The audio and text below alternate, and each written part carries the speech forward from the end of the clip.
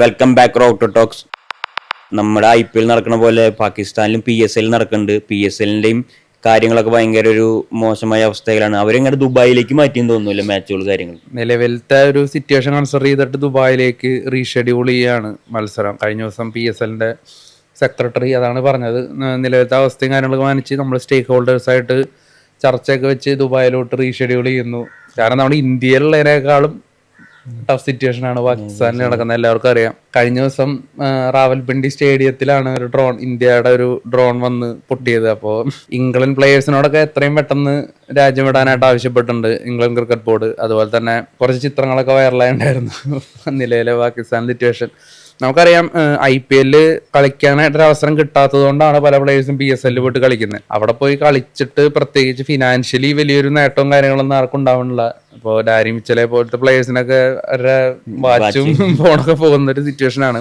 അപ്പോൾ അതിനിടയ്ക്കാണ് ഇത്തരത്തിലുള്ള ഒരു യുദ്ധാന്തരീക്ഷം. അപ്പോൾ എനിക്ക് തോന്നുന്നു ഇനിയിപ്പോൾ നിലവിൽ ഇങ്ങനത്തെ ഒരു സിറ്റുവേഷൻ നടക്കുന്നുണ്ട്. അടുത്ത കൊല്ലം ഇനി പാകിസ്ഥാൻ സൂപ്പർ ലീഗ് നടക്കുകയാണെങ്കിൽ അതിന്റെ ഒരു അവസ്ഥ എന്തായിരിക്കും എന്നൊക്കെ നമുക്ക് ചിന്തിക്കാൻ പോലും പറ്റുന്നില്ല. എന്തായാലും നിലവിൽ പാകിസ്ഥാൻ സൂപ്പർ ലീഗ് നിലവിൽ മത്സരങ്ങളൊക്കെ ക്യാൻസൽ ചെയ്തേക്കാണ്. നിലവിൽ പാകിസ്ഥാനിൽ ഇനി ഒരു മത്സരവും നടക്കില്ല. അപ്പോൾ പ്ലേയേഴ്സിനെ സേഫായിട്ട് മാറ്റുക എന്നുള്ളത് തന്നെയായിരിക്കും ആദ്യം. അതിനുശേഷം ദുബായിൽ റീഷെഡ്യൂൾ ചെയ്യുന്ന പറയുന്നുണ്ട്. എത്ര പ്ലേയേഴ്സ് കളിക്കുമെന്ന് നമുക്കറിയില്ല. അവരെ വിമാനം അവര് തന്നെ പൊട്ടിച്ചിടുവോ? അവരുടെ വിമാനം അവര് പൊട്ടിച്ചിട്ടെന്നൊരു വാർത്തയൊക്കെ വരുന്നുണ്ട്. അപ്പൊ എന്തായാലും ഇപ്പൊ നിലവിൽ ഇന്ത്യയിൽ നടക്കുന്ന ഇന്ത്യൻ പ്രീമിയർ ലീഗ് ആയാലും പാകിസ്ഥാൻ സൂപ്പർ ലീഗ് ആയാലും അത് രണ്ടും നിർത്തിവെച്ചിരിക്കുക തന്നെയാണ്. പാകിസ്ഥാൻ സൂപ്പർ ലീഗിന്റെ കാര്യം പറയുമ്പോൾ അത് ഭയങ്കര ഒരു കുറച്ചുകൂടി വേഴ്സ് ആയിട്ടുള്ള സിറ്റുവേഷൻ ആണ്. അവിടെ സ്റ്റേഡിയത്തിൽ പോലും സേഫ്റ്റി അവർക്ക് ഉറപ്പാക്കാൻ പറ്റണില്ല. ഇന്ത്യയിൽ ഇപ്പൊ നിലവില് അങ്ങനത്തെ ഒരു സിറ്റുവേഷൻ ഒന്നുമില്ല. അപ്പൊ നമ്മളൊരു അപകട സാധ്യത കണക്കിലെടുത്ത് മുൻകൂട്ടി ഇത് നിർത്തുക എന്നുള്ള രീതിയാണ്. പക്ഷെ പാകിസ്ഥാനിലോട്ട് വരുമ്പോൾ വളരെ മോശം സിറ്റുവേഷൻ തന്നെയാണ്, വളരെ മോശം സിറ്റുവേഷൻ ആണ്. അപ്പൊ സ്റ്റേഡിയത്തിൽ വരെ ഡ്രോൺ വന്ന് പൊട്ടുക എന്ന് പറയുമ്പോൾ നമുക്ക് ചിന്തിച്ചു നോക്കിയാൽ മനസ്സിലാവും. അപ്പൊ എന്തായാലും പ്ലേയേഴ്സൊക്കെ കിട്ടിയതൊക്കെ വാരിക്കെട്ടി ഓടിയിട്ടുണ്ട്. അപ്പൊ ഈ നിലവിൽ ഈ ഫ്ലൈറ്റ് ട്രാൻസ്പോർട്ടേഷൻ പോലും അവിടെ നിന്നില്ല. അപ്പൊ എങ്ങനെയാണ് അവരെ പ്ലേയേഴ്സിന് സേഫ് ആയിട്ട് എത്തിക്കുക എന്നുള്ളതാണ് എനിക്ക് അറിയാൻ പാടില്ലാത്തത്. അവര് പട്ടാള വണ്ടിയില് കയറ്റി